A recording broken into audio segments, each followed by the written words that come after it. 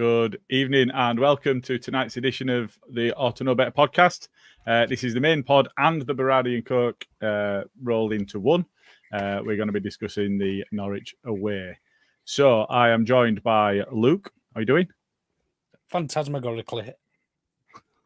Again, twice in a row.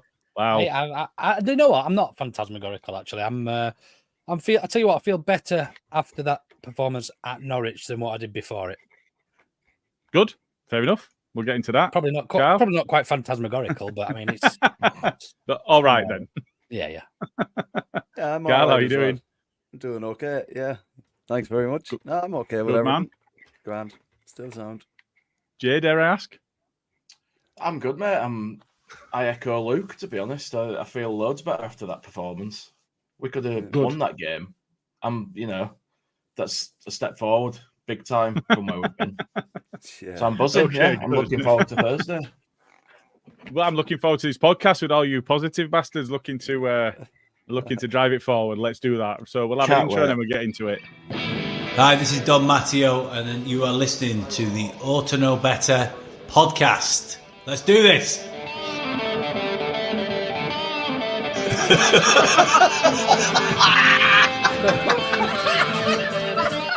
You look like fucking Brolin, you're a Leeds eating bastard. Look like some sort of fucking weird floating head. No.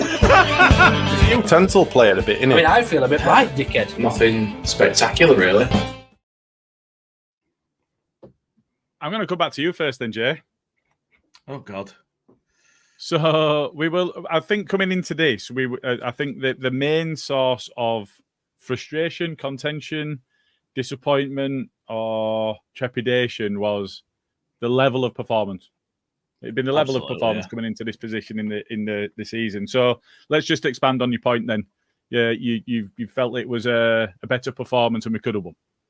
Yeah, absolutely. The first half, maybe not so much, but we did everything we needed to do. We kept them out, and I think that were the main aim in that game, was to keep them out and make sure they didn't take an advantage away from it. So I can kind of understand why we didn't go for the win. I'm a little bit disappointed that we didn't, because it felt like, watching on the fly, by the time we got to sort of 75, 80 minutes, they looked ready to buckle, and we were just starting to completely overrun them. So I felt like there was an opportunity there that we maybe missed, but I think there's probably a little something in the back of Farke's mind about that Blackburn game as an example. And we really committed in that game when we were on top, and we looked like we were going to walk away with it, and then we got hit on the break and everything changed. And that would be a massive catastrophe in a game like that after playing 80 minutes or so and being rock solid. And the fact that we're rock solid is just, I'm like, wow, my mind's blown. Didn't think we had it in us anymore. So, yeah, I mean, I'm just, everything were better in that game, everything. So, Luke, I'll come and ask you this one then. So, was getting out of that game not conceding, or at least not coming out with a deficit, the most important thing? I think there's probably a couple of ways we can look at this. I think Daniel Farke recognised that Norwich are probably the most informed side of all the teams in the playoffs at the moment. And to take that, I mean, I'm not sure if they are. I'm guessing, because I know they'd have some good results, and I know they were playing into a bit of form towards the end. I don't think anybody going into the playoffs was particularly in form, but I think it was really important that we gave ourselves something to play for at Ellen Road on Thursday night.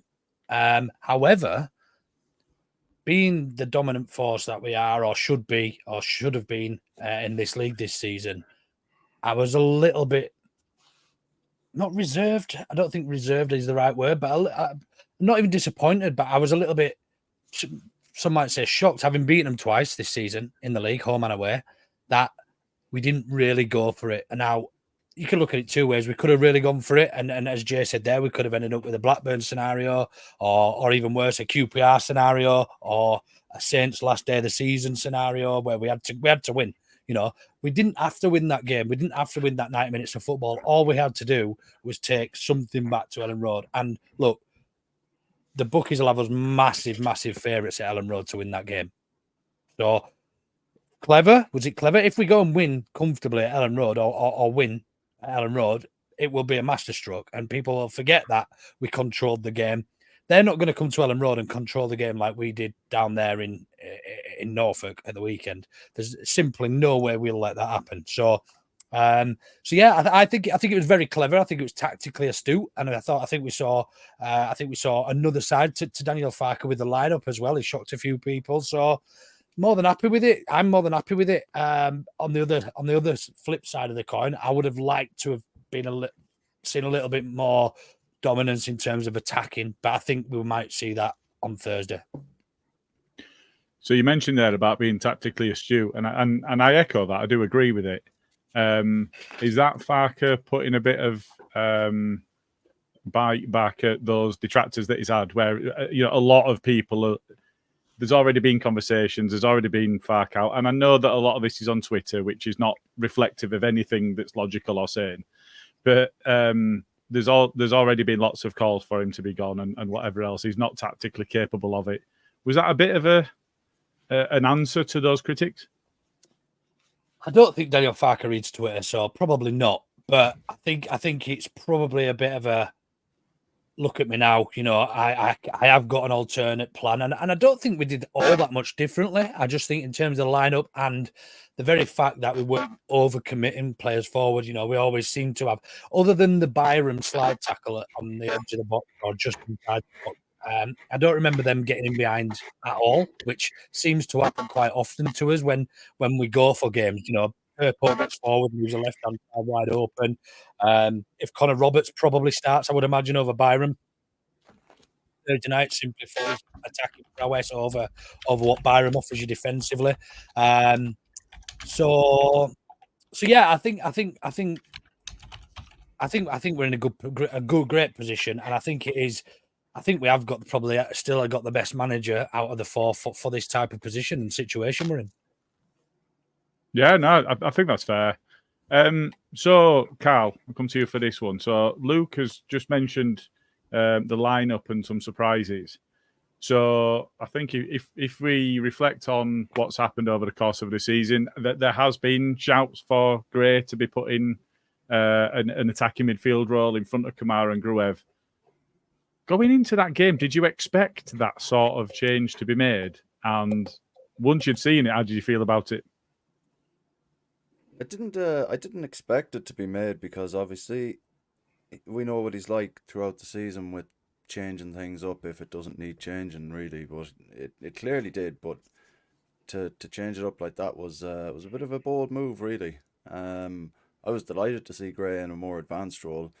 Mind you, the opening 20-25 minutes, he was doing more of the defending, I think, than he was in an attacking sense. But then when he got into the game in the second half and he started to get in their faces a little bit more, he was very unlucky when the ball was pulled back to him in the second half to have, I don't know, was it like he didn't know it was going to come to him so sweetly, or he thought he had time for a touch? But I think you try and whack that one every time, but you could see him growing into that position a little bit. And I don't know if it was so much a 10 role, but just that kind of little free area just in front of the midfield too of Kamara and Gruev, always on the kind of front foot if the ball comes to him and to be able to spring the trap maybe. But I was kind of watching it, and I didn't think he was playing an out and out 10 role, even though the formation would suggest. I think he was just sitting in that free role just in front of the two in midfield, and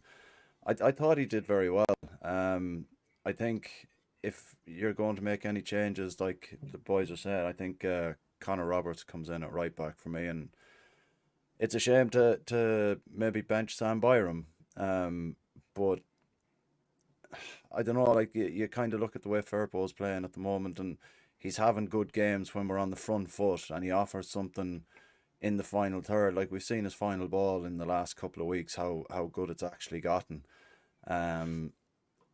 It's just a shame we haven't had the players on there to kind of put the ball in the back of the net. There was a couple in there where you were kind of screaming for Bamford because he'd be kind of on that little bit at the back stick, but I'd probably get stick for saying that anyway. But no, like I I thought, bar the opening 20 minutes, 25 minutes of the first half, I thought, like Luke said there, we did dominate majority of that game, and they were trying to hit us on the break. And I think Wagner is praying for penalties.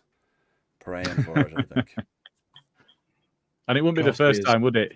We are aware that Huddersfield Town got promoted without having scoring a goal from open play under him. So, you mentioned Byram there. I'm assuming it wasn't just me who's absolutely dropped out with that header back to Meslier. There was a collective tightening of sphincters in the away section, I'd imagine, when that happened. It was.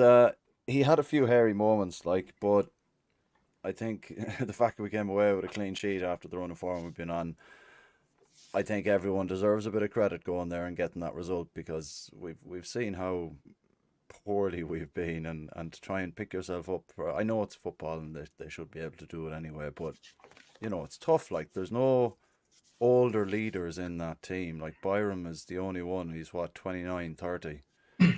And like in the Bielsa team, he had the likes of Coop and all them who were 26, 27, and they were more mature and they'd been through it and they knew how to kind of handle it the second time around more so. I just think it's we'll take them back to Ellen Road and we'll be the happier the lot, I think. Yeah, I did see one thing from a Norwich fan that was, well, Byram never did that for us. Now, that was that. It was a great tackle. I loved watching him put that tackle in. He beasted his man. He cleaned the ball out really well. But having said that, he'd lost his man, and he was actually covering back for himself.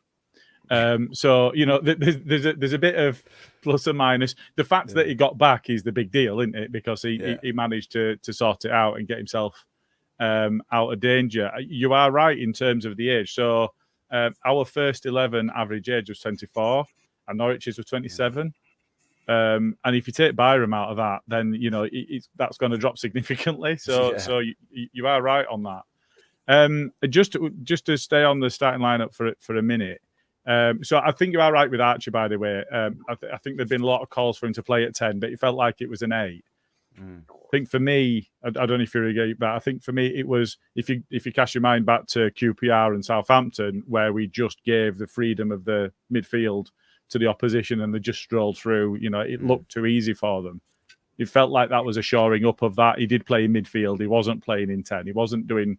He certainly wasn't doing what Pirot does. He's a lot more mobile, isn't he? Because Pirot will stay central, even when he's in that withdrawn role behind a striker. He'll stay central, and he won't do that going out to the wings and going and pressing and doing that other bit. Which, to be fair to him, he might be being asked to do that job at that time. We don't really know that, but it felt that Archie were playing that bit deeper. He were almost 2 4s in an 8, wasn't it? Yeah. Like you were saying there, it was a good way of trying to be on the front foot while shoring up the midfield at the same time. Yeah. Jay, was it a surprise that it were Rutter in the 9?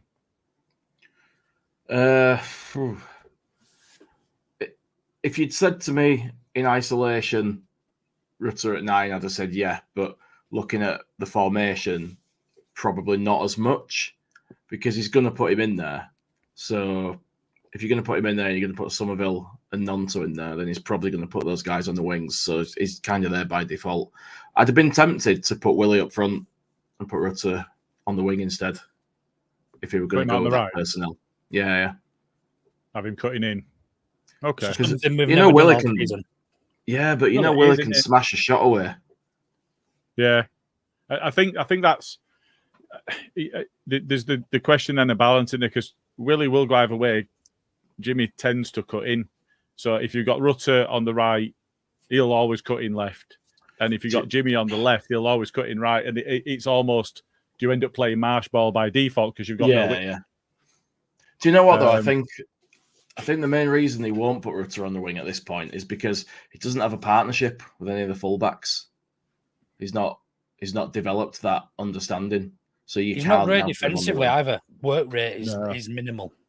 He does give the ball away, doesn't he? He does that bit of when he's further forward, he'll try something that somebody else might not try, and if half of the time it comes off, that's great, because if he loses the ball, well, okay, their centre back's got the ball, but they're not going to do much with it.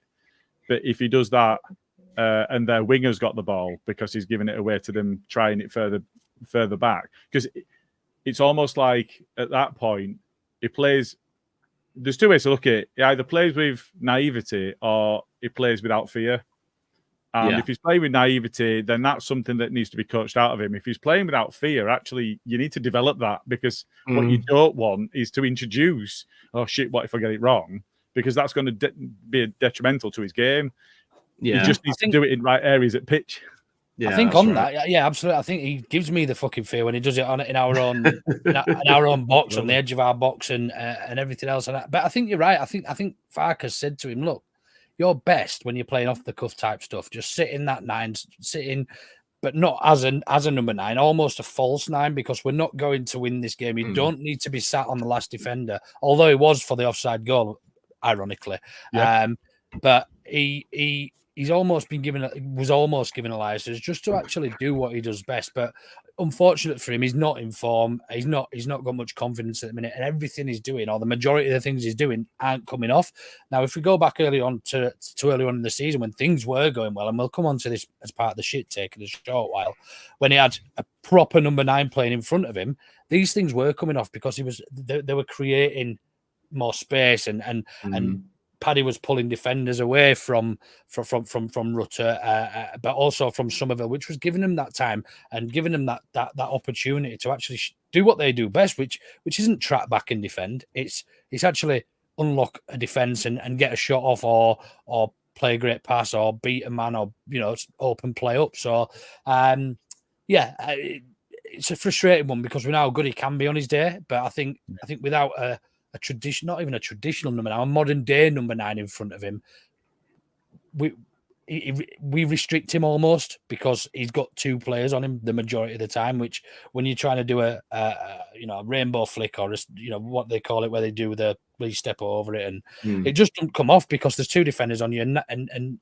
percentages are going to tell you that when you've got 2 players that are trying to tackle one player, their likelihood is that they're going to win the ball 9 times out, probably 99 times out of 100. It's about trying to pop it off then and take advantage of the fact that they've pressed with 2, isn't it? And I think that's where we've come unstuck, isn't it? Is sides have very quickly closed down Jimmy or Rutter as soon as they've got the ball. And we've not really passed quickly enough and reacted quickly enough to take advantage of the fact that they've then put 2 men on it. So I guess it's a disappointment that we've not been able to do that. I think actually having Archie in that slightly more advanced role gives us an opportunity to take advantage of that, because you're also then, Jay, I take your point in terms of Junior and getting forward and getting them balls in.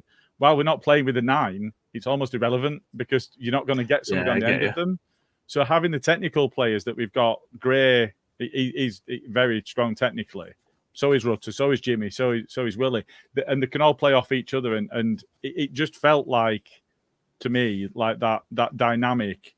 It's almost about giving yourself a platform to give them a little bit of confidence to go into the next one and actually go and express, isn't it? So I don't know. I thought it was good. So Luke, you touched on a point there. Offside goal. Have you been? I know that you were at the game, weren't you? So have you been able to see it back? I have, yeah. I've not seen it back. I've seen a still, and for me, he's offside. Just based on what I haven't got the best eyes in the world, but I was sober, so that's a start. It's a change. I think having seen it back, for me, I think he's. If you look at the cut of the grass and actually follow it up, I think he's probably a good sort of half a foot offside if you're sensible about it.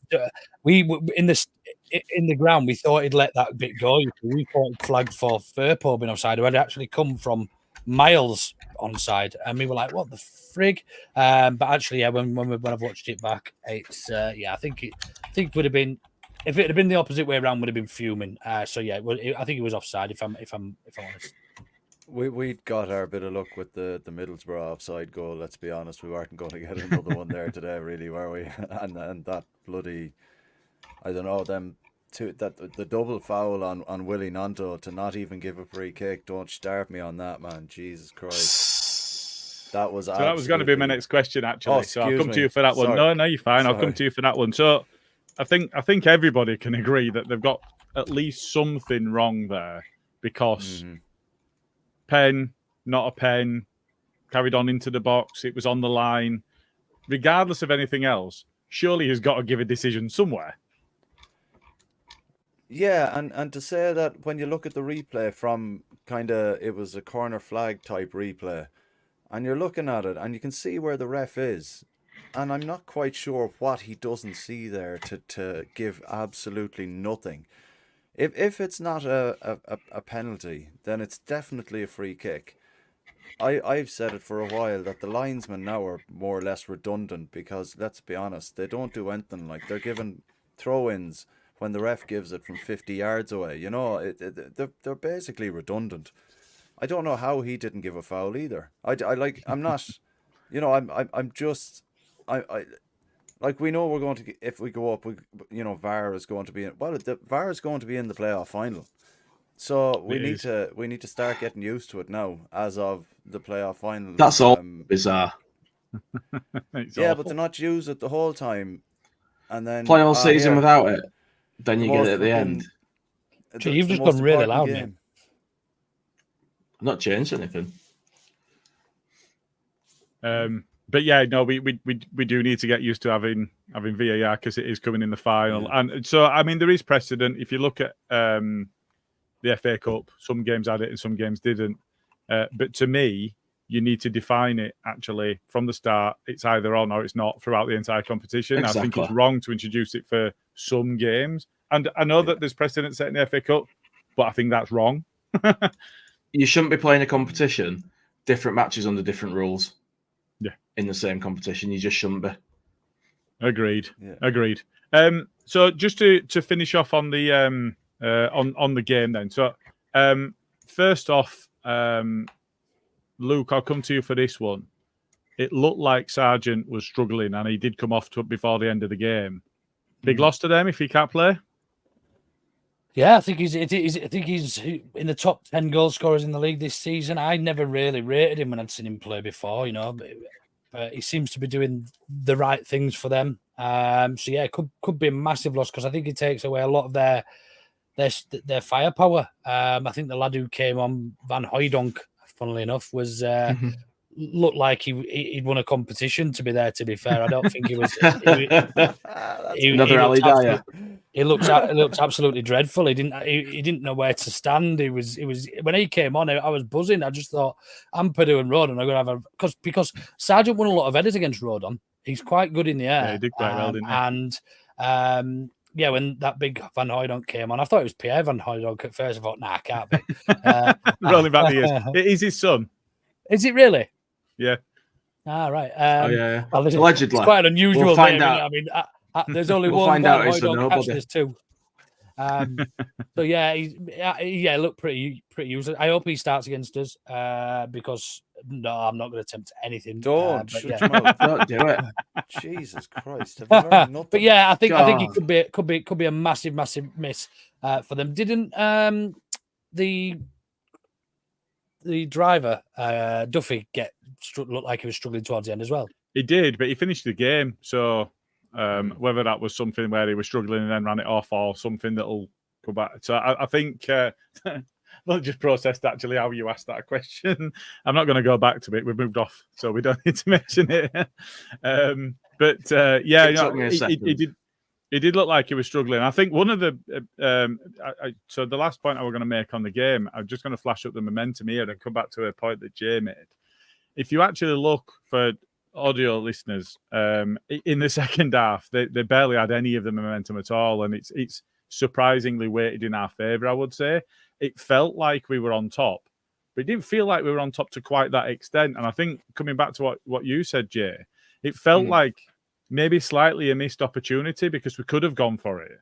Yeah. It almost feels like when you look at that and you consider that we brought on Anthony. All right, we brought on Anthony Fernando, so it's like for like, but we brought on fresh legs on the wings. We brought Pirro on, who's been one of the best goal scorers at this level over the course of the past 3 seasons. And we brought James on again, all right, for a winger, but we brought on fresh legs up front, and the momentum shows that we had possession, but we had possession in good areas of the pitch, and that's that's how you get there. So it almost feels like, well, they had Duffy that was struggling, and he's shit slow anyway. I think I'm faster than him. You had Ben Gibson, who turns like Sean Gregan. You had, to be fair, Jack Stacey had quite a decent game, but then you had that Jan Ulis that got booked, and you're thinking, you're so fast, run at him, just run at him, because the big lumps are great in air, but what are they going to do with Willie or Jimmy running at him? Exactly. They're going to struggle, and you've got to get them off balance. Dan James showed that when he came on, didn't he? Absolutely. Really showed. I guess we are all in a position where we want him involved. However, we need to make it happen. At some point, involved. I am. But go on, Carl. Sorry, mate. No. Go for it, man. But for me, I think Farke used him really, really sensibly. He's just come back from injury. We know he's like shit off a stick. So throw the ball in behind, because Norwich were playing quite a high line, because they noticed quite early what we were trying to do. I mean, we didn't sit back like a Reading or a Huddersfield or somebody like that. We didn't sit back. We just controlled the play. We dictated the tempo the whole game, and they were quite happy to let us do that, providing we weren't going to get into some goal scoring positions, which we rarely did. They were quite happy to let us do that. Now, as soon as we put Dan James in and told him to get in behind, they were fucking clueless. We did it twice, three times, I think, maybe with Dan James. Once from a throw that he wasn't ready for, and he still managed to win the ball. And then it just created goal scoring opportunities. If it wasn't for Rutter's air shot, and I think somebody else did an air shot as well, I think two of them one after another. But Rutter's were in first half, wasn't it? But Byram's was towards the end, wasn't it? That's right. Byram had a terrible one. Archie Gray, I think, had one as well. Oh no, he did. You're right. Yeah. So yeah, and once we did that, I mean, again, tactics. But I think that's probably the best way to use Dan James between now and the end of the season. I wouldn't want to see Willie Nonto dropped. I wouldn't want to see Somerville dropped, because they can win you a game on their own. But use his pace when teams, when you're absolutely knackered. Imagine having to see Dan James coming on fit. I mean, even at 90% fitness, using his pace. So I would like to see him involved, maybe for a little bit more minutes. I don't know what minute he came on. Was it about 65? It was 87. No, it was 87. Dan James? He came on. It was late. Yeah. Should have come on around 80. Yeah, so Anthony came on ages. 70, and Pirot came on at the same time. Dan James so I think he had about 8 minutes total. Yeah, he made a real impact 2 or 3 times, didn't he? So yeah, I mean, a bit longer than that probably. But I was sober. Imagine if I'd have been pissed, I'd have been absolutely knackered. But yeah, I think that's our, I wouldn't even say hidden weapon, but it's our secret weapon, because everyone knows what he can do. But I think that's how we can best utilize. Do you know what? Go on. Maybe it's a tactical thing from Farke. Maybe he's playing mind games with him. Put him on at the end just to give him a little taste. Keep him fully fresh, pretty much. And then when they see him coming on Thursday, they're really going to think, "Oh shit," because he ran them ragged in just a few minutes at the end of that game. Could be. I mean, I was really pleased to see him back, because he does add a lot. Whether starting, whether from the bench, he does add a lot. So knowing that he's going to be there, but hopefully, fingers crossed, and that there's no reaction to it or anything like that. But hopefully, he will be there, because I would like to see him involved. And I think there's one of those things. I don't know if I've mentioned it. Smart is a twat.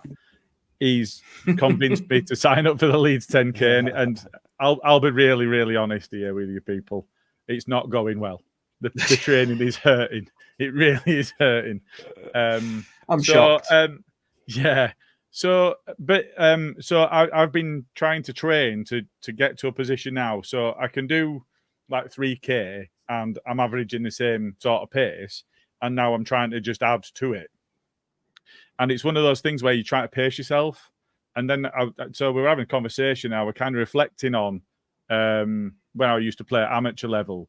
If you knew you were going to come off, and typically, I played as a defender towards the end, but if you knew you were coming off, you'd give your all for the amount of time you were left on because you knew you didn't have to keep something left in the tank towards the end. So for me, if you're going to bring Nonto, let's say, off at 60 minutes, at half time, you say, right, you've got 15 minutes, go win game. Go do something. Just go smash it. Run them ragged. So he's turning his man inside out like he can because he'll go left, he'll Make go sure you right. get everything out of him. Yeah, just give your all for 15 minutes, knowing that you don't have to get to 90 because then we're going to bring on somebody else that's fast and you'll have smashed shit out of your defender and then Dan James comes on. And it just exactly. So, you hope then having somebody that is as dynamic and as quick as Dan James is, that's the kind of approach you take because what they need to do is unsettle the defence. We've seen that they're strong in defence and they're not quick. So we need to unsettle them. So I don't know. I think being able to have Dan James back because we saw Anthony up against Fraser for Saints, put Fraser at left back, and because he was quick, he wasn't ever in the right position defensively or anything like that. He's not good in the air. He's just fast. Anthony kind of he was trying to beat him on outside, and he would try to come inside, and he just had his number. So. But Dan James is that next level quick. Yeah. And I don't see Norwich having somebody that can match that. So, So just in terms of their player then, so Carl, I'll come to you for this one. Were there anybody that stood out to you that you thought, that's a bit of a danger, we need to do something about that? Was there anywhere that they were particularly strong? That Rowe lad, he came off. He's got something. His first game back him. from a long injury. Yeah, he's got something about him. I'm not sure if it's any good. But what? No. He's not afraid to run at us. He tried running at us quite a bit, and there was. If they had better, players maybe around him, it could have ended differently in parts, but. I can't really. I'm not trying to say it to slag Norwich. Well, I am, but I can't think of anyone that I was particularly worried about there. I'd heard a lot about Josh Sargent and he was this and he's that, and I'd seen him a couple of times. He's not worth shit on a stick, that lad. And who is it? Sargent? Is it or? Sarah? Do you mean Sarah? No, I mean Sargent. You mean Sargent? The striker, isn't it? The Yank striker. Yeah, up front, yeah. He was crap. Don't let him put you off. Oh yeah. He was crap. And Sarah, I think, is probably the only threat that they have going forward properly. I think he's probably the most creative player. But no, I don't think there's very much there to worry about. But in saying that, we've seen what we're like over the last 8 games. So remember Wigan?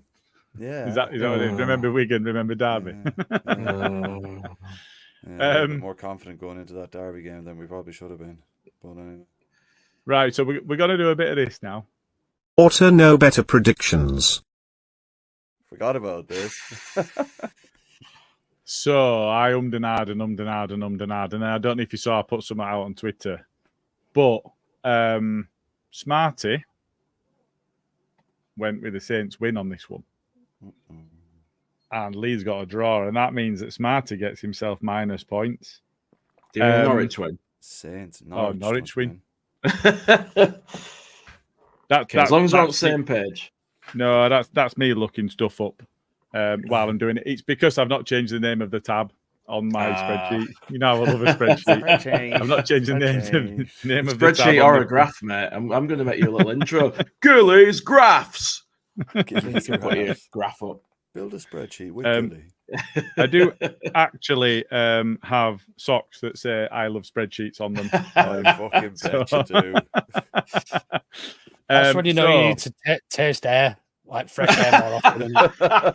Go touch some just grass. stick your tongue out the window for a minute, Gilly, or something. So on this one, Bren went 2-1 Leeds.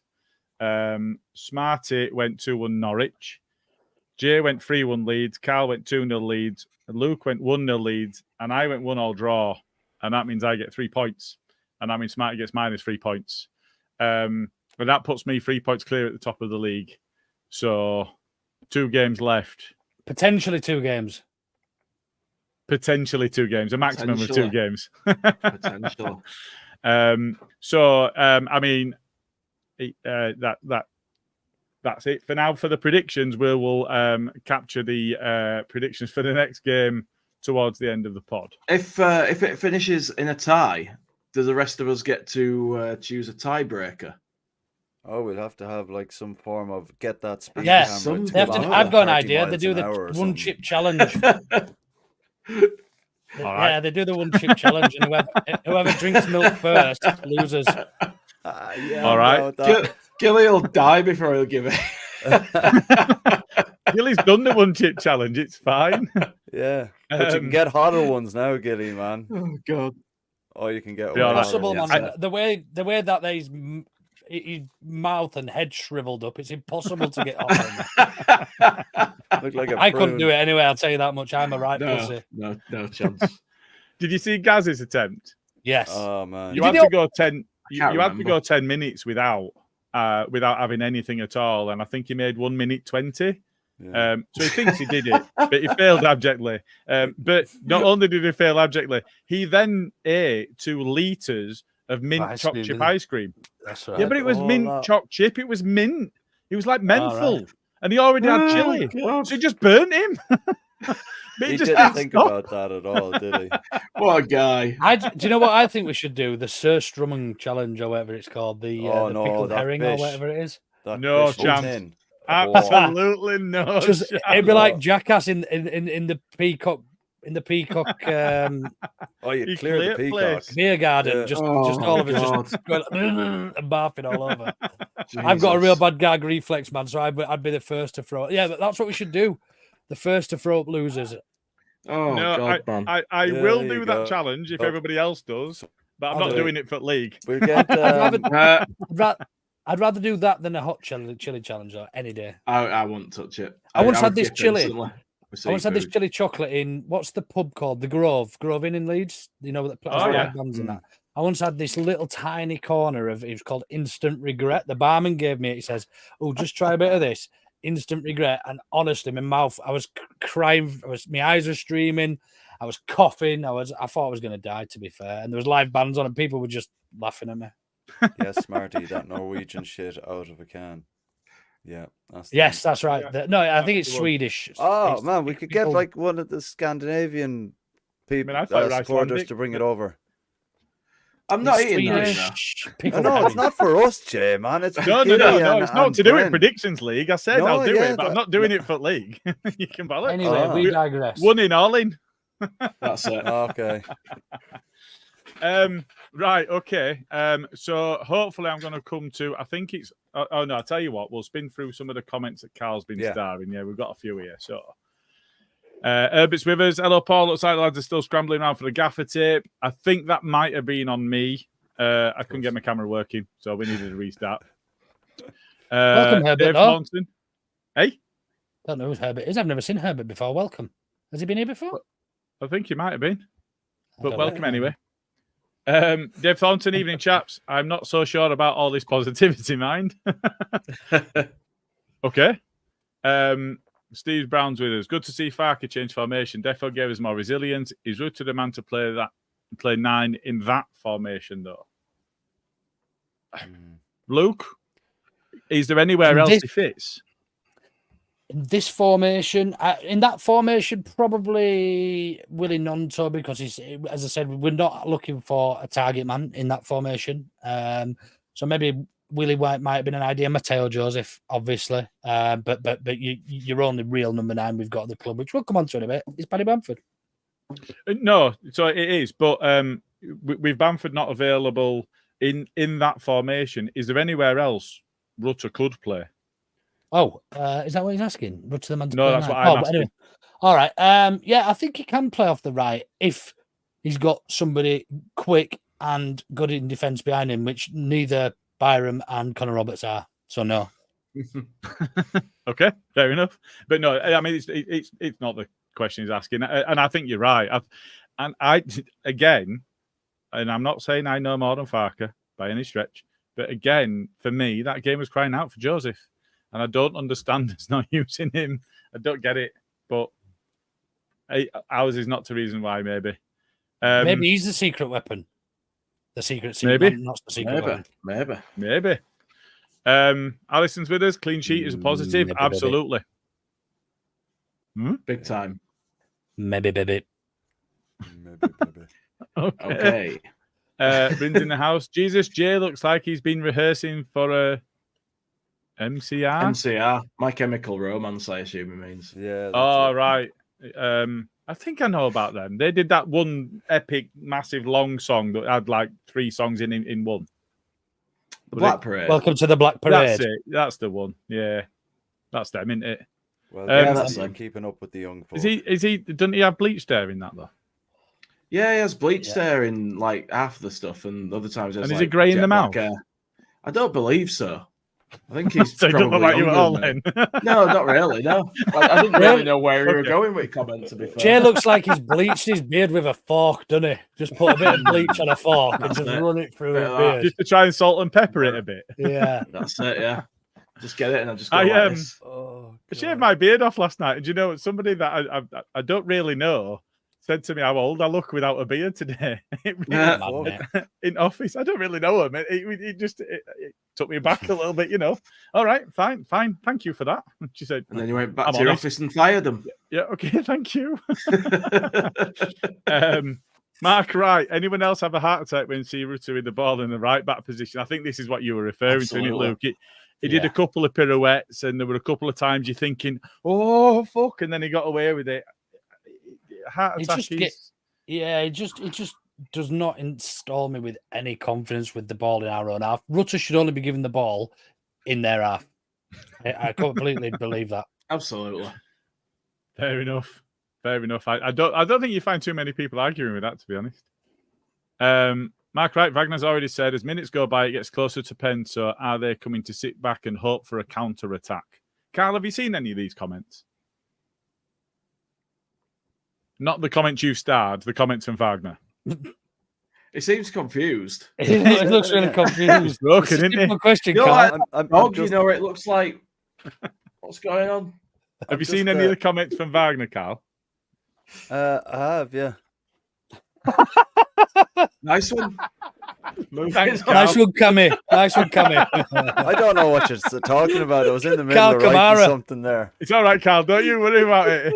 Jay, I'll come to I you. don't know. I don't know. I was writing something there. Oh God. I don't know. I don't know, really Gilly. help you.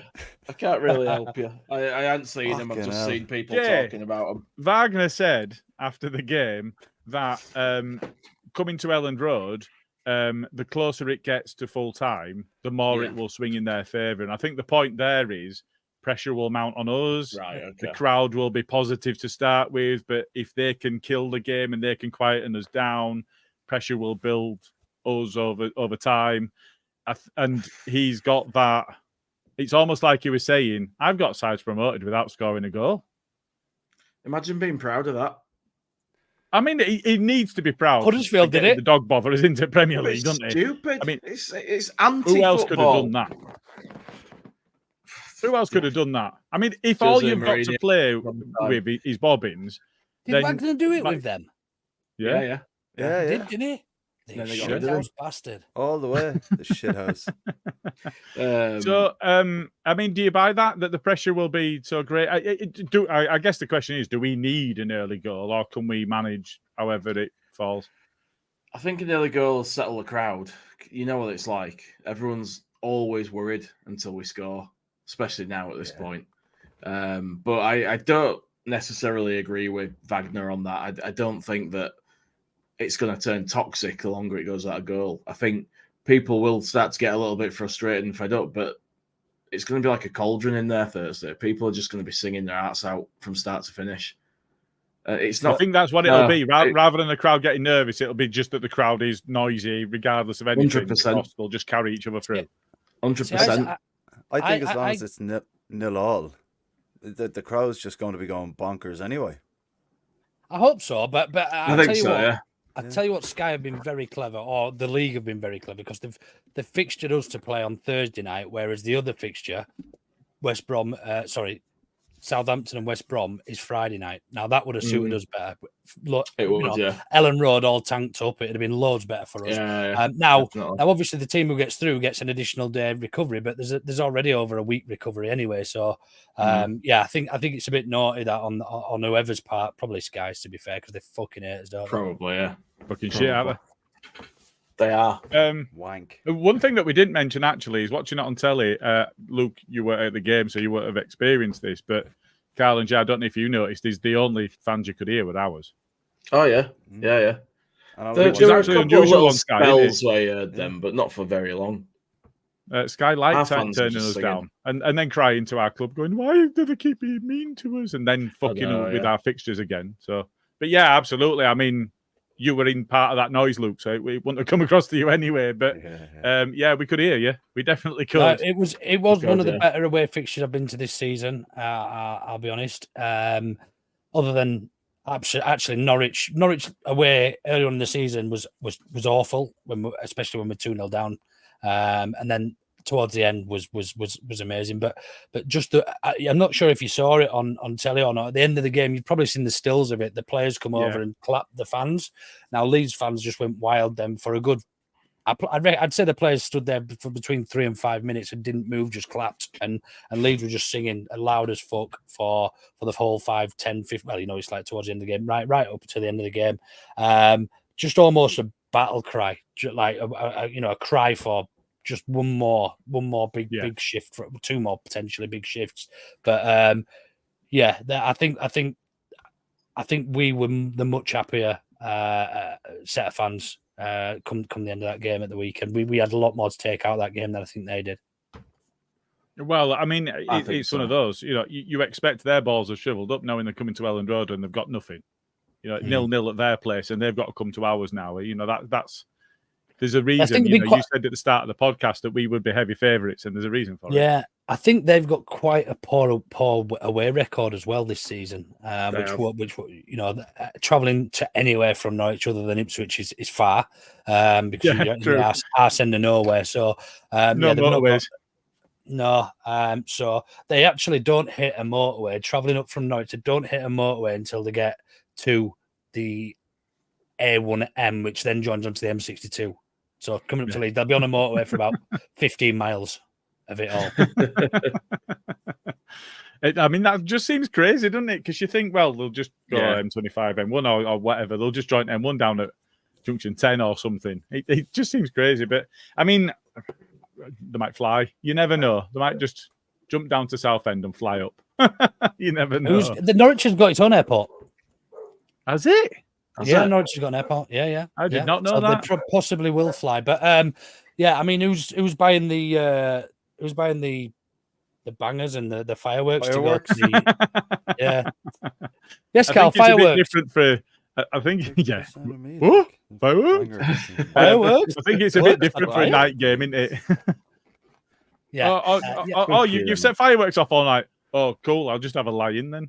It's a bit different for a night game. So I think just moving on to the next one. Paul Brennan, it's in our hands. The lads should be up for it. Just look at the support the Leeds fans gave the lads at the end of the match, and he's referencing what you're on about there. Totally behind the team, Daniel Farker. So I'd not seen videos or anything like that. I'd only seen the stills. So I didn't realise it had gone on for that length of time.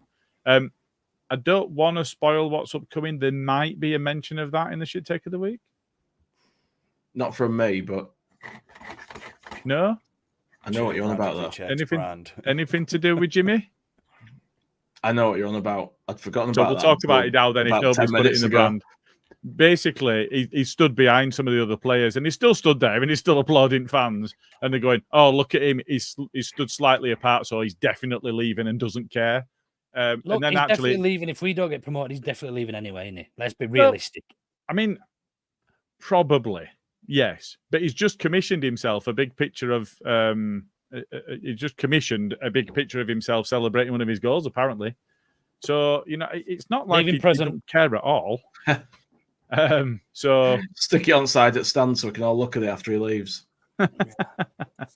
He's been agreeing with me. He played like an 8-degree similar to the click roll. I'll give him a little bit of credit and say he might have said that before I did, but I only might. Probably not. He's probably just copying me, and that'll really wind him up.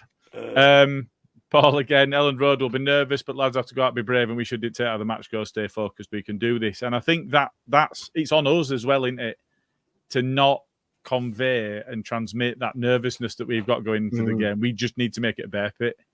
I saw Johnny Brown earlier. Guys. Oh yeah, go on. Oh, go on. Sorry, go on. Well, I'll just cover that. I saw Johnny Brown earlier saying every time Norwich touch ball, every single Leeds fan in the stadium needs to boo him. Just boo him. Just give them shit constantly, 100%. Start to finish. Cheering, singing, booing them. Make it a bear pit. Make it something that they've never experienced before. And a power of force that's a force for good for our guys, and hopefully none of them will under it, as we've seen some players do in the past. But yeah, go on, Jay. Do you think that when everyone said, "Oh, the Welsh lads," and the disappointment they've had with the Euros and everything, that's affected the team. It's part of the reason why our form's gone down. Blah blah blah. Do you think that disappointment that they had will now drive them on to not be disappointed again with Leeds? I'll go first. I think you hope so, because these people are winners. They are professional footballers, and they are playing at what is one of the biggest clubs in the country. So you would absolutely hope that would spur them on. And I think that if you look at the types of individuals that were involved in that, they are winners. They just are. They even among other footballers, they look like they are winners, and they look like they are people that will spur on and they won't retreat into their shells. If you look at Dan James was the one that actually missed the penalty. So anybody that's going to be affected most is him. Now, all right, he got injured. God, if it goes to a penalty shootout, God, let's not even get there yet. Full of it, let's not get there yet. But but he's one of the, we can mention that. He's one of those players that actually I don't think he will absolutely take a step backwards if it comes to it. He'll be one that'll be on front foot. And do you know what? If he's given ball for a penalty, he'll go, yeah, all right, I'll go take it. Yeah. I just think he's that sort of personality, and he'll just go do it. So I'll open it up to Luke. Do you want to go first? I mean, I've given my opinion on the Welsh lads. Yeah, no, I think exactly the same, mate. To be honest, if you're not in the game to win, you're in the wrong game, I suppose. Playing at that level of football, at any level of football, you know how competitive it gets at Sunday League and pub level, 5-a-side even. So these guys are going to want to win. Simple as that. And put wrongs right. That's just an additional reason, really. I suppose. I hope it's just that extra bit of motivation. Yeah, you'd really hope so. It's a good you? call. You Oh, really go on, would Carl. I hope was going to so. ask if you'd listened. Yeah, give us an answer, Carl. Staring into the abyss there, was it? What? I thought my internet had gone down again. Fuck it. Yeah, I really hope that they like everyone should be motivated enough to do it now at this stage after the season we've had. But I think they've got that little added right. We fucking didn't get the Euros. It's not that it's second best. They were both top of the tree to do, but they've got to complete this. Like, it's level boss time now on the Sega Mega Drive, bleeding Golden Axe or something like that. This is it, level boss time. Like, The Golden Axe. Yeah. So I think that they have every. Go on, Luke. Don't motivation. miss an opportunity by not listening to a mentioned Golden Axe. Go on. What's Jay's It's name? completely tuned out, are they? Gilius Thunderhead. There we go. It's been a while since that's been mentioned. There we go. It was every week at one point. But do you know what I think he looks like more like now? Go on. What's the little thing called off He-Man? Masters of the Universe. Orko. The little one. Yeah. The one that wears the Arsenal shirt with the circle up front. Yeah, when they had the O2 shirt. That's not what I've got tattooed on my fucking arm. Definitely not. Do you mean the live action film? That little fucking leprechaun type thing? Oh, with Dolph Lundgren. Yeah, I knew you meant. Yeah. Oh, What a movie right, that is, okay. by the way. I can't. Yeah, To it's be class. honest, I remember it exists, but that's about as much as I remember of the Oh, live action amazing. film. It's Totally underrated. it was the cartoon I was thinking of. Yeah. No idea. I mean, at Well, I least know you you mean, Kang. but it hasn't really landed, has it? That Emperor Krang's off. Oh, it was Krang, wasn't it? Krang No, was no. off. Oh no, it was, wasn't it? Krang's Yeah. off No, you're Turtles. right. Yeah. Okay, now I'm losing it here. That's no You're good. on You it. need to get up in your childhood nostalgia, Gilly, for fuck's sake. That's man. it, yeah. I'm a Dungeons and Dragons guy. Yeah. And Growing on up's our a other choice. podcast. Moving on, Paul Brennan. Daniel Farker's a big call to make who leads the line. For me, play Matty Joseph in the number 9 position, put Willie in the number 10 position, and Dan James on. If fully fit, put Jorginho on the bench first. Big call, that. I mean, It's not the Carl, worst do we idea, but it's a big call. Pardon? Carl, do we expect that number of changes to be made for a start? No, I don't think that many will be made, to be fair. I was going to say something a while back and then I let Luke talk and I didn't get the chance then, but Alison actually said it in the comments as well to maybe start Dan James, Willie. Oh yeah, Willie in the 10, sack Jorginho off, and I'd play Pirro up Do front what to him? instead of Joseph. Sorry, hang on. You'd have Willie in the 10, Pirro up front, Rutter on the right, No, Rutter on the bench, James on the and right. James on the right.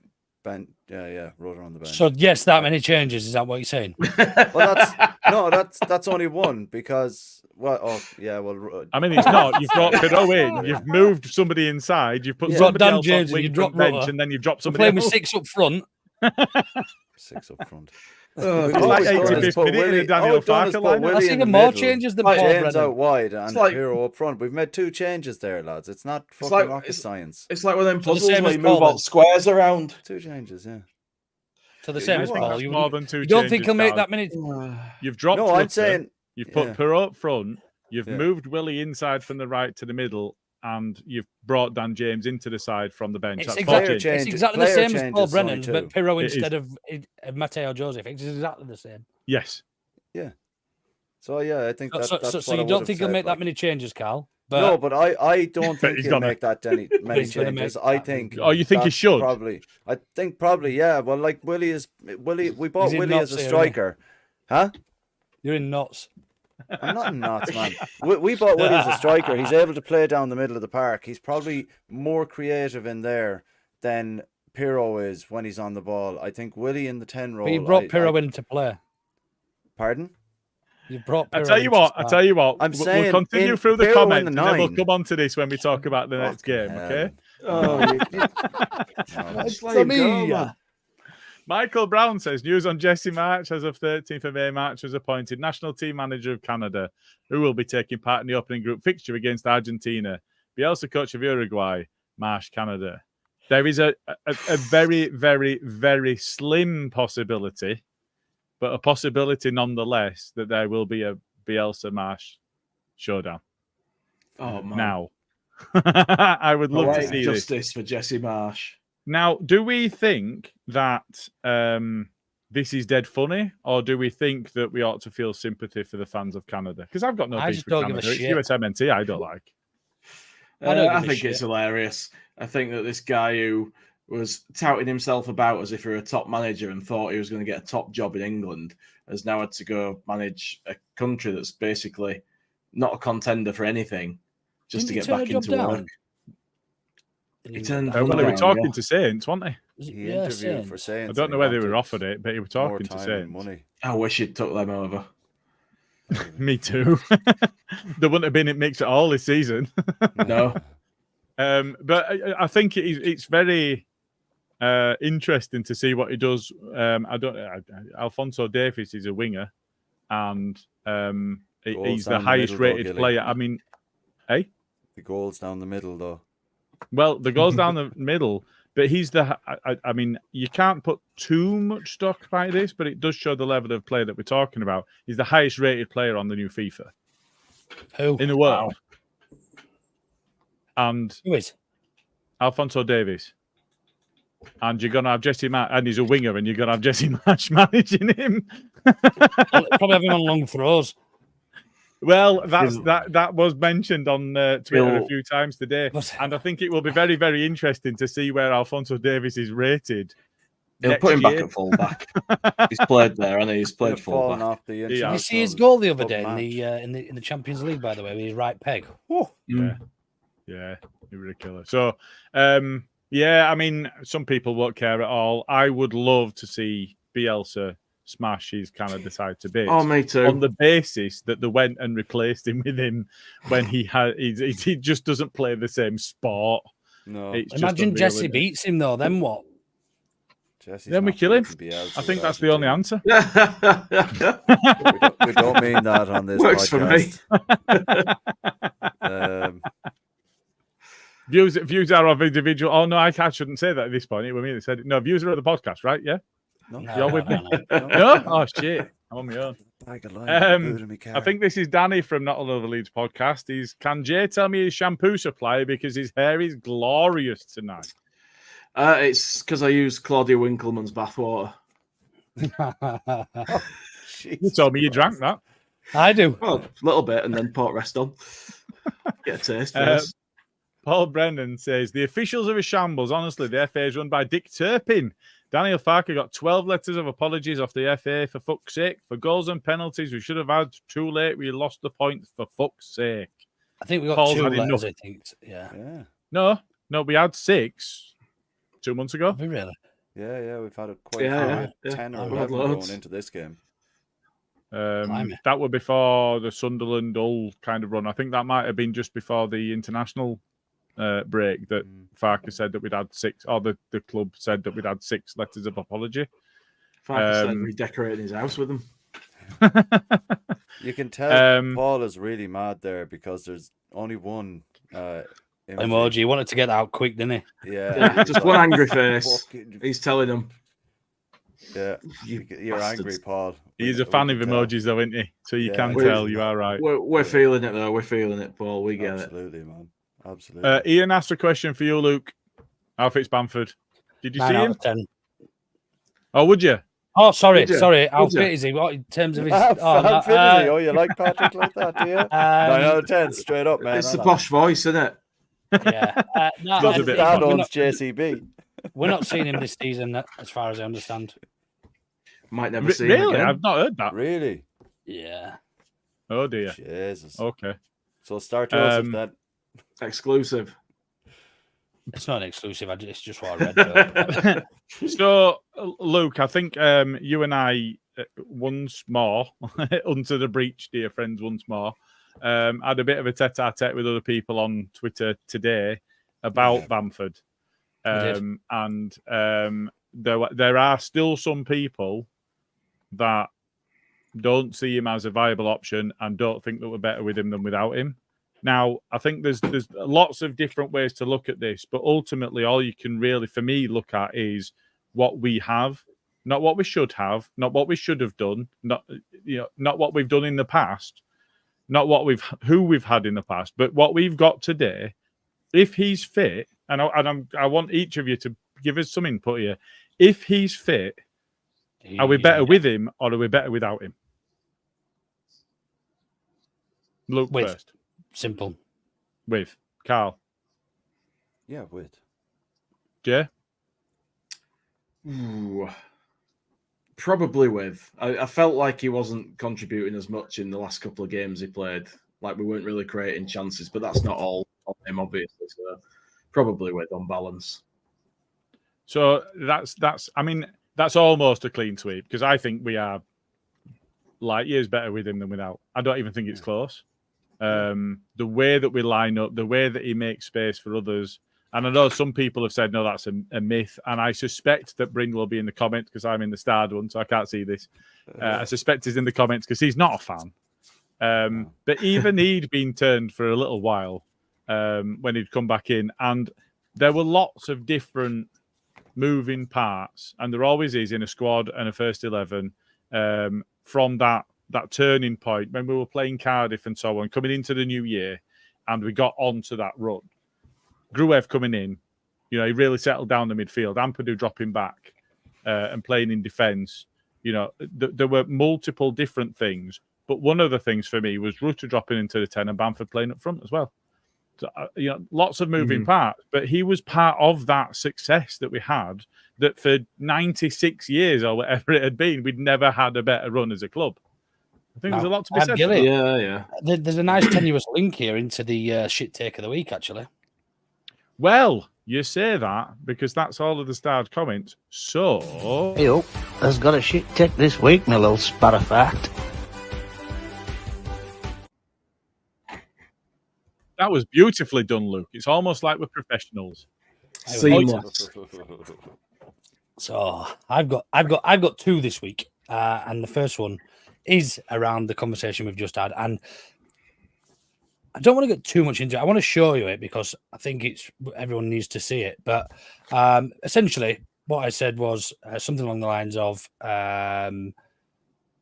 we were arguing about Rutter and how he's been out of form and stuff. And I said, so Rutter's best spell wasn't when he was best playing at 10 and Paddy wasn't playing in front of him. It just happens to coincide with the length of unbeaten run we went on. Anyway, I told him to take the blinkers off, this lad. A coincidence, he says it is. Rutter was in great form, but he wasn't in great form because of Bamford. You know that the correlation doesn't always mean causation, right? Otherwise, you could say Rutter played well because Schroek is not in the team. So this guy is telling me it's a coincidence that 20-odd games that Paddy and Rutter play together, we see the best out of both of them. But because Struijk isn't in the team, that's why Rutter was so good. Anyway, yeah, absolute bollocks. It was a long thread, and we just went on and on and on. But yeah, essentially what he's saying was that the two didn't complement each other, and it was all down to Rutter being coincidentally being really good for 20 games without Bamford. It's mad how people can't see stuff. It's absolutely mad that they're looking at stuff the same as you are and they can't see stuff. That's a bonkers take. Like, it's just I'm not the biggest fan of Bamford. Like, I will be critical of him, but when he is on there, it does allow the other attacking players more opportunities because he's occupying defenders. So they can't double up on people all the time because they've still got him to worry about behind them in box. All we have to look at is how many. Look, Patrick Bamford misses easy chances. Look, he's missed a handful that we can all remember this season, probably, and remember well. But that's what we remember. We don't watch every team this season. I'm 99% positive that every striker in this league has missed an easy chance this season, as easy as Bamford's. Now, we don't watch their teams every week, so we don't know. We simply don't know that. And they certainly haven't missed them against us.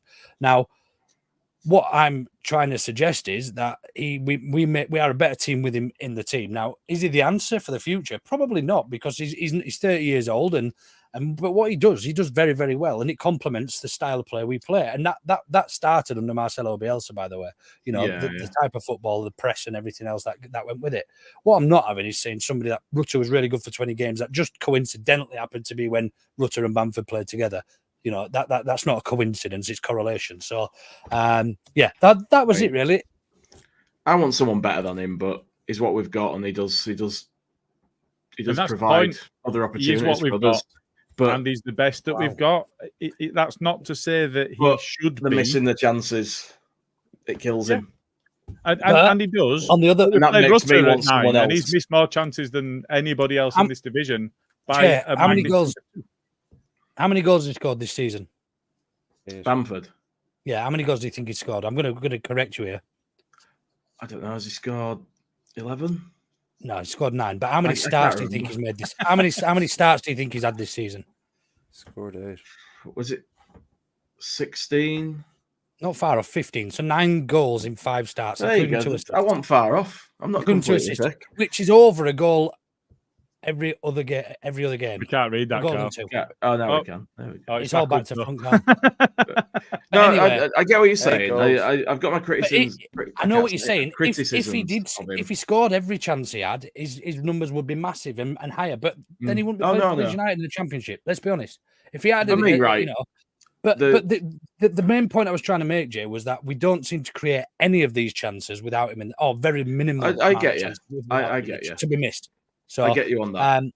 For me, it's just he has bad games and there's things that are not good enough about him. But if he plays his role right and he has a good game, even if he doesn't score, then he does provide opportunities for people. But he has to have a good game. He has to be on it for me. Otherwise, I don't want him in there. If he's in there and he doesn't score, but he does all the movement and helps the team, I don't have a problem with that. But he's got to be doing it and doing it consistently. The problem we've got, Jay, is he's a very easy target because he's missed these chances and because of the penalty stuff. People remember these things. Now, when he has a bad game, it's because everyone's got their eyes on Patrick Bamford. And it's not easy. You know, he becomes almost a sitting duck for criticism because of the things he's done wrong, which is wrong. Because if we did that for every player, you know, Ampadu and Rodon have made their fair share of mistakes this season, but people won't remember them because they're Ampadu and Rodon, and they've been fantastic at the back too. I'd say they made a lot less than he has. Come on, remember though. On that. Remember though, I think it's more obvious when somebody misses a chance than it is when. Because as a defender, if you make a mistake, there's still a keeper. Now, all right, at the moment, that's not great, but. Just because you've made a mistake, if you're playing in midfield, if you're playing in defence or whatever, doesn't mean that you definitely get punished. But the view of it with a striker is more like a keeper. If you miss a chance, well, that's a goal we haven't scored. If a keeper makes a mistake, well, that's a goal we've conceded. You don't get away with it at the two extremes of the side. Whereas if you're in midfield, or even if a defender makes a mistake, but there's another defender that comes on and covers them, which, let's be honest, Rodon has been brilliant at for everybody because he's quick. And there are times that other defenders have made a mistake and he's been able to bail them out because he's fast. And I think that it's easier to get away with and it's less memorable when it doesn't result in a goal or a missed clear opportunity. And I think that makes him an easy target. And he is a scapegoat for a lot of what's gone wrong. Now, I'm not going to sit here and say that that's absolutely unfair. I think the level that it got to was absolutely unfair. But it went too far. When you saw the chance that he missed at the end of last season with Leicester, and you're thinking, look, if you score that, we stay up. That sort of thing. That's how it felt at the time. Want the one at Newcastle as well. That's what stays with people. You know, the penalty. That's what stays with people because that's the pain, and that's the Leicester last season, Newcastle penalty. Yeah. You know, you can name them because that's, as you rightly say, people hold on to these things where, you know, people forget early on in the season when Rodon and Byron smashed into each other and I can't even remember who it was against. And they made that mistake. I remember it happening. Yeah. You know, so is what it is, man. Let's move on. My second shit take. Go on, sorry, Carl. You've got hang on, Carl's been sat there waiting to say something. The other thing about welcome to the room, Carl. I was trying not to interrupt you, so I was going to wait and bide my time, and then sure you jumped the gun. The one thing about Bamford is though, how many games have we sat here and talked about how he's made all these runs, he's occupied, and he's not got the service that he's needed. Like we can sit here and slag him because 90% of the time when someone says, "Oh, he's had a bad game," it's sometimes the players behind him that aren't giving him the ball. We've seen, like when you're in the stadium, you know, watch the runs he makes off the ball. You don't see half of them on TV, but the balls are there to be played. And if he's not getting the service, and you say he's playing shit because you're not keeping it, like the one thing I always do is I try and watch a player for at least 15-20 minutes of a game and just watch their movement. And Bamford's movement is incredible. The balls into him aren't. So to say he's playing, you know, shit, like maybe he's playing shit, his playing shit coincides with us as a team not supplying him with what we need, you know. There's loads of stuff that you have to take into account with Bamford. And like, I get what you're saying about the penalty misses and the Leicester goal and all this, but if he's played shit, you can tell. But there's a lot of the time he hasn't played shit. He's just not got the service. Yeah, I completely agree. Agreed. Completely right. Shall I move on to my second shit take of the week? So this one is quite funny. It started actually. I had I basically tweeted around John Fury headbutting somebody today. I said, no, it was yesterday. Is it wrong that I like but hate John Fury in equal measure? So Christopher Crone said, "Who is John Fury? Sorry, I thought you were my grandson, Luke. Still like to know." I remember that. I was ace. So I put Tyson's dad. "You thought I was your grandson?" To which he replied this: "Well, not exactly, but my Luke is mid GCSEs and I'm hyped up waiting for news on today's English lit. I suspect you might be too old." More. Bless him. So, yeah, some guy thought I was still doing my GCSEs, maybe because of how I act online, or I don't know. But yeah, absolutely brilliant. Made me day. So next time I tweet, I'm going to say thanks for the message, Grandad. Yeah.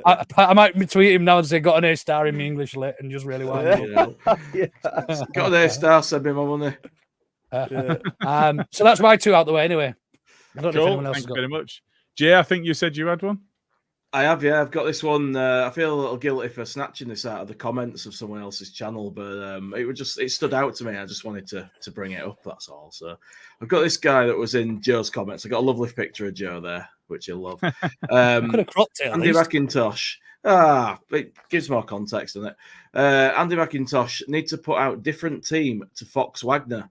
Drop Melier, Robert in at right back. I think he means Roberts. Rodon, Amps, Firpo. Drop Gruev, Kamara, Archie. I read that as at first, but I think he means drop Gruev and just keep Kamara and Archie in. Yeah. Leave Rutter at 10, even though he's off. Nonto, Somerville wings, Joseph or James 9, Brown out in the second half. Now, I mean, some of it says fine, but you're not dropping your keeper in the second leg of a playoff semi-final. You're not. You're not doing that. And you're not going to put Dan James at number 9 when, as we all saw under Bielsa, he is not a number 9. And you totally take away all the good parts of his game by putting him there for me. It's just, so what you're saying is you know more than Bielsa? I'm saying Bielsa did what he thought was the best in a difficult situation when he didn't have the options he might have. Playing Dan James got us relegated pretty much, didn't it? I would not say that. Dan James is I am not commenting on it. Oh no, sorry, we escaped relegation that season. So we did escape relegation that season. He went on loan and we got relegated. And what Jesse Marsh saved us that year, didn't he?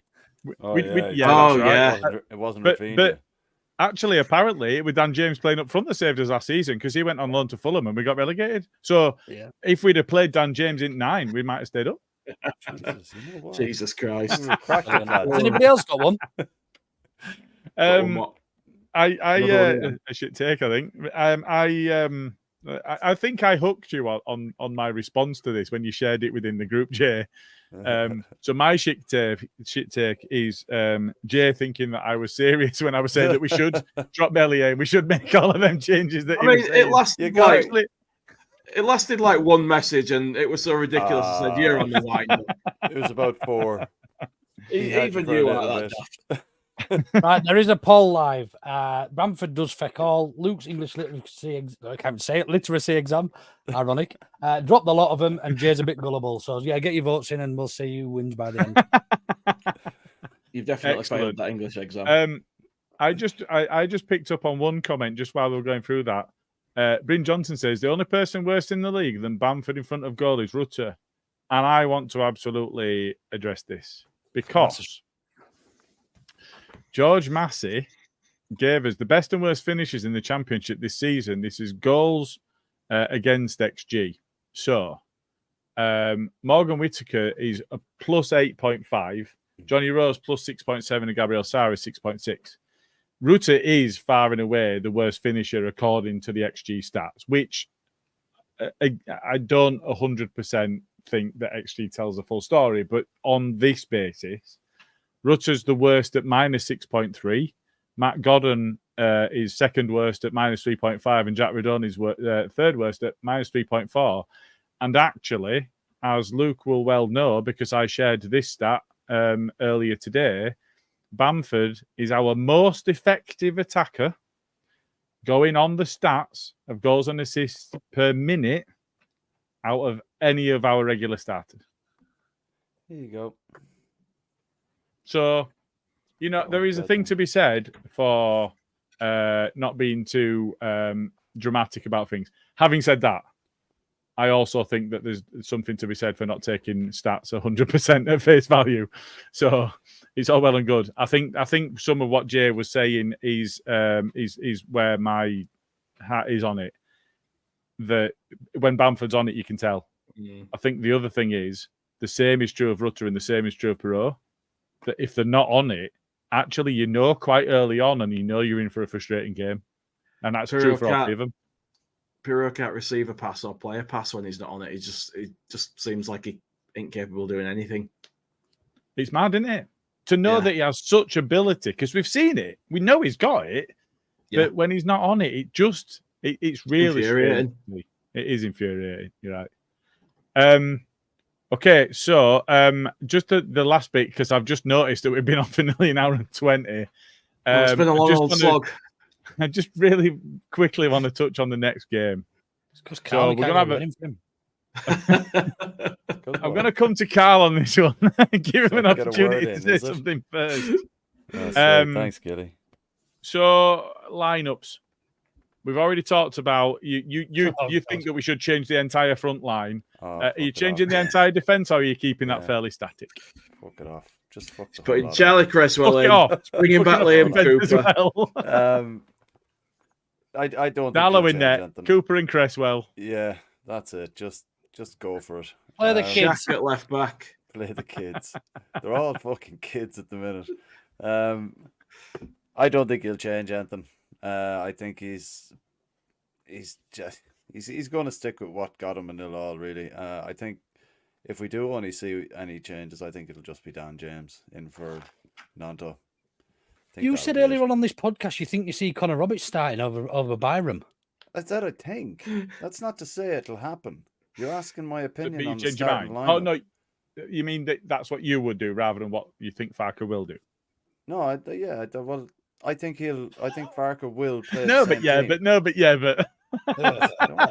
What's her name off Little Britain? Yeah, but no, but yeah, Vicky but Pollard. Vicky Pollard. Yeah, that's the one. No, like he's probably not going to change anything, but he'll probably just we didn't expect the Archie Gray thing on Saturday. He might just totally fuck with their head again and just be like, right, there's a load of changes and just deal with it. But he probably won't. So hang on a minute, you're boggling me head now. Do you think he's going to rabbit out of the hat and make a change, or do you think he's going to start with the Just give us your starting 11, Carl. It might be easier. What you think's going to play? That Same as Farker's going to last game, start. then. Same as last Same game. as last game. There you go, Right. yeah. Same as last game. Thank you, Luke. Where are you on that? I think similar. However, I think Connor Roberts comes in for Byram, and yeah, I think that's it. I think that's the only change. I think it just gives us a bit more of attacking down the right hand side. And would you be happy with that? I'd like debatable because I know how good he can be on his day, but I'd like to see Rutter dropped for potentially Pirro or Mateo Joseph, and then bring Rutter on as an impact sub. See if it makes much of a difference when he's got a bit less weight of expectation, I suppose, and a little bit less pressure on him, and just let him have 40, 35, 30 minutes or something. I think that makes. I don't think we'll see it, but I think that makes a lot of sense. The way that you're describing it. I think the other thing to bear in mind as well is Byron's legs. You know, it's not a long turnaround, and if he wants him for the final, then that'll play into his mind. I guess it's difficult, isn't it? Because we're going to play on the Thursday, and then there's 9 days until the final. So if you get through it, which he's got to plan for, because you got to plan for those eventualities as the gaffer, you're thinking, right, okay, well, if I play Roberts now, then I'll have both Roberts and Byram available. But if I play Byram, then I'm going to have to play Byram in final because Roberts won't have any minutes in his legs, and all of that sort of stuff comes into it, doesn't it? Okay, no, that's fair. Thank you. Jay, starting lineup, same, different. I think he puts Roberts in personally. I think he puts him in because he's going to want him to be involved. He may need him in the final. I think he puts him in. I think that's the only change that he makes. I think we start with the same formation. I think he starts Rutter again. I would put Pirro in probably. I'd put Joseph in, to be fair, but he won't do that. So out of the realistic options, I'd put Pirro in for Rutter, and I'd let him come off the bench with a bit of a point to prove. But I think he will just change Roberts in, and I think he may well look to start the game with the same formation and sort of style as against Norwich. But I think later on we may switch to our normal formation. Okay, so depending what's happening, obviously. We mentioned earlier on that our average age was 24 and Norwich's was 27. And Connor Roberts is younger than Sam Byram. So we are making our average age younger in response to us having a young average age. but at the same time, I don't necessarily disagree. So, but that's because I have a slight man crush on Connor Roberts. I think he's ace. I just love it. Right. If we make it to Wembley, are we shaving the tashes in, even though he hasn't got one? Yes. Got it Oh Jesus. Yeah. Yes. Now, dying to have that tash. Mine's an excuse. I did have a shave, but no, I'll leave it. I'll leave it alone now, and it's not completely gone, so I'll be ready for it. Waking Trinity are already at Wembley. I might as well just shave it in. Do it, mate. You go for it. You've met me in person. Do you honestly think I'm going to be able to grow a tash? Just shave in what you got. Best endeavours, mate. I just want to address this. See if I can get you a bit of mascara on. Yeah, go on, Luke. Continue to start that. Just want to address this one comment. Ian Mod, look, yeah, I think it could, but it can't be much more broken than what he is currently. For me, I think, you know, he's not having the impact that he was earlier in the season. So it's probably not the time to start trying new things and things, but I think realistically, if we were going to make the changes, that would have to be one of the changes because he is ineffective at the moment, isn't he? Mm. Yeah, he I'd is. like Have to you know seen the if stats about the amount of took anything Joe, out of him, any tissue? I'd like to know if the hernia doctors took any tissue out of him on the operation, because if they did, could it be put back? I should hope not. Not been right. They usually use that to clean up, don't they? I don't know if you've seen this. Have you seen the stats around the amount of chances he created up to and then beyond his operation? There's such a drop off in the impact he's had since that point, and you know there were people even 3 or 4 matches ago joking about, can we just give him his hernia back?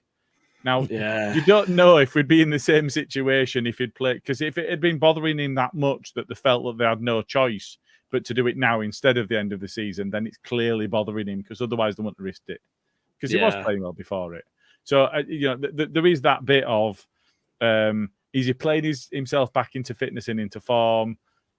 Well, it's almost been as soon as he were available again. He's been back in at 100%, and he's not been dropped. As soon as he were available, he were back in, and he's not even been subbed off, as far as I remember, in many, if any, games in that period. No. If he has, it's been right at the end of games. It's not been for a substantial amount of time. So I don't see a world in which Farke drops him. I think he is loyal to players, but it seems to me that Rutter more than anyone. When your most creative player, statistically, has just stopped, that's going to have a massive knock-on effect on your results, because that's a lot of opportunities no longer being created. So, you know, do you keep carrying the guy, or do you give him that rest that he clearly needs? Yeah, agreed. And Joe Bedford's made a point here. Hang on. That's not the one. Where's it gone? But do smash it. Yeah, there we go. I reckon it'll go for Roberts right back, Byram left back, and Firpo in the 9. To be fair, can you imagine? He was the only person that took the ball masterclass in the onion bag. Yeah. Obviously, Firpo scores were on the pitch. Now, absolutely. Here's a question. If we get to Wembley, do we want a pitch invasion at Elland Road for qualifying for Wembley? No, absolutely not. I don't think so. No, it's a bit tin pot and tented. There's nothing, and all it does is nothing to celebrate yet at that point. Yeah, exactly that, and it gives somebody the potential to dine out on our pain if it doesn't go well at Wembley by going, look at state of what they did last week and they didn't even get through. Yeah, exactly. Yeah, we just celebrate. It's a bit Ipswich or Norwich in it. It is. It's almost Huddersfield Town and Leicester. Yeah, it's that tin pot. Yeah, For me, I think it's a case of thank you for getting us to Wembley. And we'll celebrate standing ovation in the stands. Yeah, we'll celebrate. We'll celebrate it fucking well if it happens. But yeah, we don't want a pitch invasion just for getting to Wembley. You get beyond that, great, fantastic, whatever. But yeah, okay, absolutely. Oh God, it's going to be me first, isn't it? It is you first. It is a bit of this. Auto know better predictions. Do you know I've been so there'll be no surprises here. I'm going for a Leeds win. Now, I was negative about this. I didn't think we were getting to Wembley. I didn't even think we were going to get a result at Norwich until I watched that fucking video that gave me hope. The bastards gave me hope, and it was before the game, and I watched it before the game. The bastards gave me hope, and I said, draw away, win at home. So I'm going to go for a win at home, and I've been torn between 2-1 and 3-1 because 3-1's been my regular go-to this season, and I'm top at league. But my gut feeling says it's going to be a tight one, and it's going to be 2-1, and I'm stuck, and I don't know what to do. And pick the one I'm going to go with a gut. Going to pick. I'm going to go with a gut. I'm going to go 2-1. So for me, it's 2-1 Leeds. Then is it me? It is you. I'm going to go 2-0 Leeds.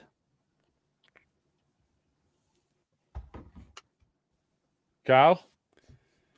I go 3-1 Leeds then. Oh, you bastards! Because if that comes out, I'm gonna be pissed. Jay? Oh, I'm torn too between 1-0 Leeds and 2-0 Leeds. I think we get a clean sheet again, and we're all going to Wembley buzzing.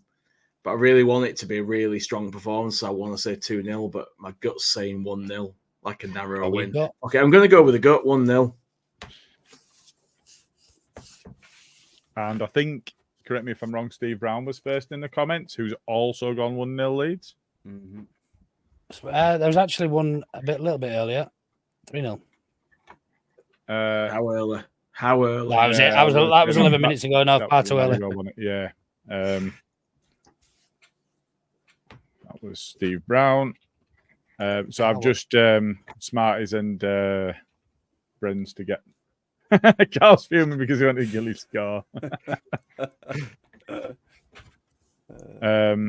Cool. Right. So I've just got one more thing to say, but before we do that, I'll just come around you guys. Anything else that you want to mention at this point? No, I'm good. For an old scoop I think in the last 90 minutes we've probably covered everything for the rest of my life. Yeah. You might be right. Don't even have to do a post-match pod on Thursday like we've done. So there's just actually there's two things I want to mention. First off, I want to mention that Smart is a twat, and if you can find our fundraising page for the Leeds 10K, I'd really be appreciated of that. Can't argue with that. But we've also got there's some events for Andy's Man Club that I just want to mention. So there's Couch to 5K Run Club. So Wednesday 15, so tomorrow night, 6:30 p.m. Meet at the Fox on Roundy Road for a gentle run. Snooker Club on the 17th of May on the Stables. Nope. Let's run that again with my teeth in this time. 17th of May on the tables upstairs, not on the stables, on the tables upstairs at Northern Snooker Centre. If you could pop a couple of quid in for the tables, that will help. There's no requirement for it. If you can, please do. And there is Board Games Club, Tuesday the 21st of May, 6 till 8 p.m. at Geek Retreat, Central Arcade, Leeds. Nice. Oh, cool. Not heard of that one before. That sounds quite an interesting one. There you go, Gil. There'll be some D&D there. You never know. Do you know what? Hero Quest I really used to like. Yeah, man. Hero Quest. I don't know what that is. Yes. Never heard of it. It was like a cut down Dungeons and Dragons. It was really good. Really enjoyed it. So we could play like an hour instead of a day. Yeah, pretty much. Yeah, it was a quick one around. Like you could make it last, but it was class. No, it was good. Actually, sorry, Steve makes a very good point here. Poll results. Luke? The poll has now ended, and the winner, in fact, I've just lost it. It's gone. Fucking off a giraffe. Are you joking? I've deleted it, have you? No, I've ended it, but it must go right up to the top or something. I've lost it. But the winner was Bamford Does Fuck All, the lad who was arguing that Bamford and Rutter didn't. With 38%. I think Jay's gullible and Luke's Sats or whatever it was last, joint last on 18%. Yeah, there were. No, 17. I've got it open here. So yeah, Bamford Does Feck All 39%. Dropped a lot of them 26%, and then your one and my one 17%. Yeah, correct. There you go. Gilly's adding them up to make sure they're right, but I am reading them off an actual list. I'm not, mate. If I had it in the spreadsheet to do it for me, I'm shit at maths. Fair enough. Right, it's been a monster tonight. I know that we're doing a BNC and a main pod, but it has been a monster tonight. And Thanks for bearing with us, everybody. Yeah, I was quite absolutely, enjoying yeah. it. And yeah, thanks for being here on the journey with us. As ever, Luke, Carl, Jay, thank you very much for your time. Thank you, everybody, for getting involved in the comments. It really makes it easier for us when you do. Just a real quick request to like and subscribe and do all of that bullshit. If you like us, if you don't like us, go rate us and say that you don't like us, because even saying you don't like us, that helps us in the ratios and all of that It bullshit does. online. So, so go do all of that, Shy, and fuck it, let's go to Wembley.